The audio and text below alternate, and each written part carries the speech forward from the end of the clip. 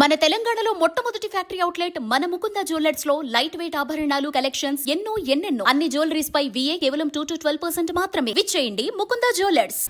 రాష్ట్రంలో ప్రతి పేదవాడి ఆత్మ గౌరవం నింపేలా ఎన్ని కోట్లు ఖర్చు పెట్టైనా ఇందిరమ్మ ఇళ్లను అందిస్తామని సీఎం రేవంత్ రెడ్డి స్పష్టం చేశారు. 40,000 కోట్లు ఖర్చు చేసి పేదలకు వివిధ సంక్షేమ కార్యక్రమాలు అమలు చేస్తున్నామని వివరించారు. కొత్తగూడెం జిల్లా బెండాలపాడులో ఇందిరమ్మ ఇళ్లకు మంత్రి పొంగులేటితో కలిసి రేవంత్ రెడ్డి శ్రీకారం చుట్టారు.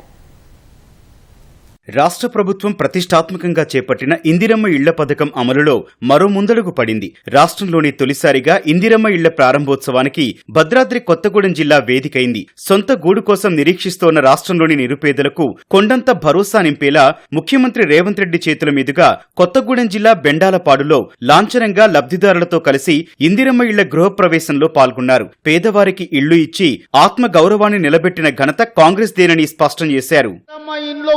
గ్రామంలో మేము ఓట్లు అడుగుతాం. డబుల్ బెడ్రూమ్ ఇండ్లు ఉన్న గ్రామాలలో మీరు ఓట్లు అడగాలి.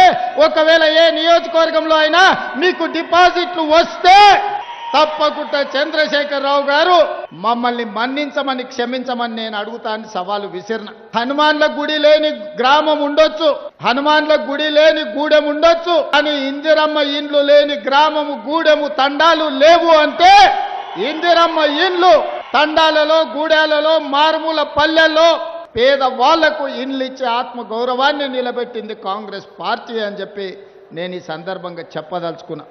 ఎవరు అడ్డం పడ్డా ఎవరు అడ్డుకున్నా ప్రతి పేదవాడికి ఇందిరమ్మ ఇల్లు ఇవ్వాలి.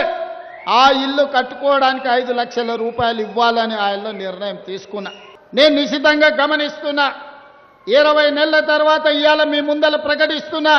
సీనానికి ఇచ్చిన శాఖలు సమర్థవంతంగా నిర్వహించి ఇవాళ పేదలకు న్యాయం జరిగింది. పేదల కష్టాలు తెలుసు కాబట్టే వారి సంక్షేమానికి 1,000 కోట్లు ఖర్చు చేస్తున్నామని ముఖ్యమంత్రి రేవంత్ రెడ్డి అన్నారు. అడ్వాన్స్డ్ టెక్నాలజీ సెంటర్ల ద్వారా యువతకు విదేశాల్లో కొలువులు సాధించేలా తోడ్పాటును అందిస్తున్నామన్నారు. కొంతమంది నాయకులకు పేదరికం ఒక ఎక్స్కర్షన్ లాంటిది. పేదలతోని కలిసి భోజనం చేసినాం కాబట్టే పేదోడి కష్టం మాకు తెలుసు. మాకిది ఎక్స్కర్షన్ కాదు, ఇది మా జీవన విధానంలో ఒక భాగం. పేదరికం అంటే పేదరికాన్ని పొలిమేర్లు దాటే వరకు తరమాలి అని ఇవాళ బాధ్యత తీసుకొని ముందుకెళ్తున్నాం. మిత్రులారా, 40,000 కోట్ల రూపాయలు ఖర్చు పెట్టి ప్రతి పేదవాడికి రేషన్ కార్డు, ఇందిరమ్మ ఇల్లు, సన్న బియ్యం ఇవ్వడమే కాదు, మీకు చదువు చెప్పించి మిమ్మల్ని డాక్టర్లను, లాయర్లను, ఇంజనీర్లను చెయ్యాలని ఇవాళ మన ప్రభుత్వం ప్రయత్నం చేస్తుంది. అడ్వాన్స్ టెక్నాలజీ సెంటర్లు ప్రారంభించడం, ప్రతి నియోజకవర్గానికి ఒకటి ఇచ్చే బాధ్యత నాది. వేలాది మంది విద్యార్థులు అందులో చదువుకోండి.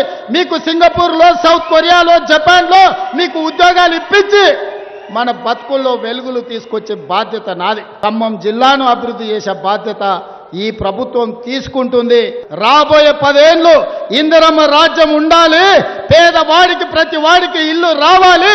ఆ ఇల్లు తెచ్చే బాధ్యత మనందరం తీసుకుందామని తెలియజేస్తూ మీ అందరి దగ్గర సెలవు తీసుకుంటున్నా. ఆర్థిక వెసులుబాటు లేకున్నా పేదలకు గూడు కల్పించాలని చిత్తశుద్దితో ప్రజాప్రభుత్వం పనిచేస్తోందని మంత్రి పొంగులేటి శ్రీనివాసరెడ్డి అన్నారు. ఇందిరమ్మ లబ్ధిదారులకు ప్రతి సోమవారం బిల్లులు అందిస్తున్నామని వివరించారు.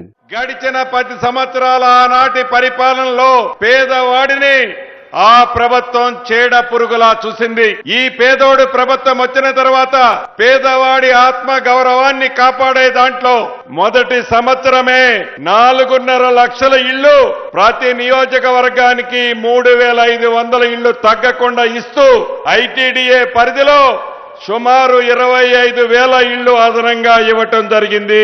ఈ మొదటి విడతలోనే 22,500 కోట్లు మాటలతో కాకుండా చేతలతో ప్రతి సోమవారం నాడు ఏ లెవెల్లో కడితే ఆ లెవెల్లో ఇందిరమ్మ ఇళ్లకి టింగ్ టింగ్ టింగ్ అంటూ హైదరాబాద్ లో ముఖ్యమంత్రి గారి ఆఫీసులో బటన్ నొక్కితే మీ ఖాతాల్లోకి డబ్బులు జమ అవుతున్నాయి.